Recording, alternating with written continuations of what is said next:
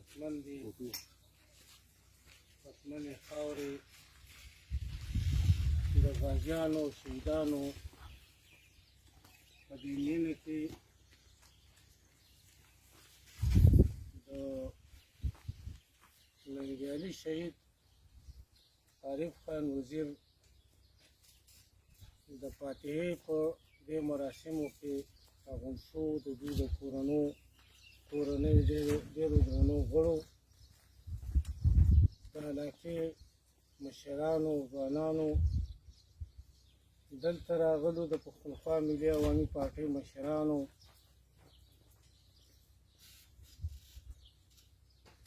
واقعي چې موږ دلته راشو د یو خاص صورتحال سره مخامخ شو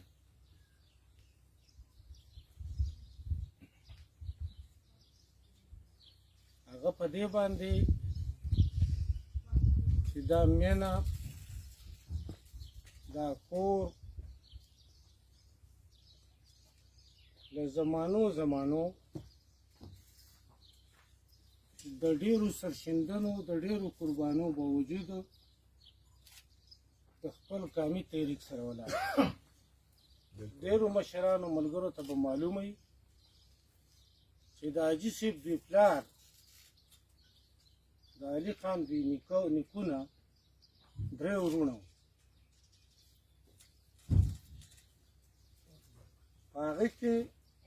بیا خاص د دوی نیکه جلات خان په هغه وخت د انګریزي استعمار په خلاف د پکیرپي په تحریک کې د سر په سړو کې شمار او په دې علاقه کې د حاجي میرزعلي خان پکیرپي خلیفه و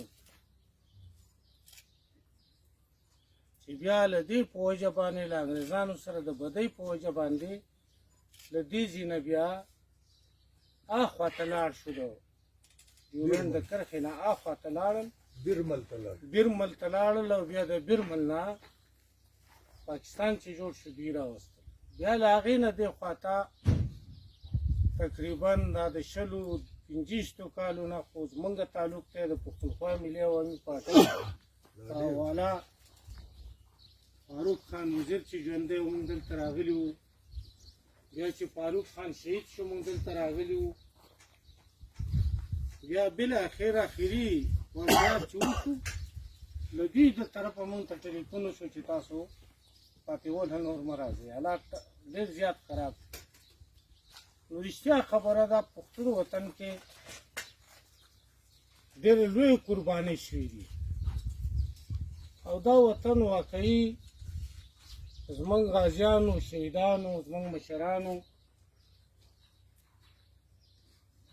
د خپل سر په بدله باندې ساتلی دی او د وطن دشمنانو ته یې هم د سر په کاسه کې اوبه ورکړي دي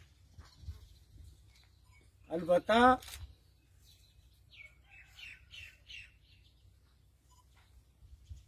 د علي خان دي د فاروق خان دي د عارف خان دي کورنۍ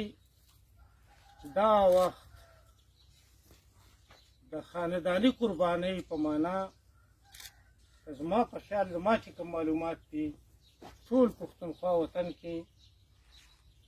په اول نمبر شو بالکل که څه هم زمونږ دپاره دا ډېره ګرانه خبره ده او ډېره سخته خبره ده چې د فاروق رنګه ځوان د ابراهیم خان رنګه ځوان بیا نور دلته مشران او بیا دا اوس عارف خان د دوی غم برداشت کول زغمل دا ډېره لویه حوصله غواړي البته په دې به ځان ته تسلي هم ورکوو په دې به خپل ایمان هم تازه کوو چې مرګ حق دی دا شته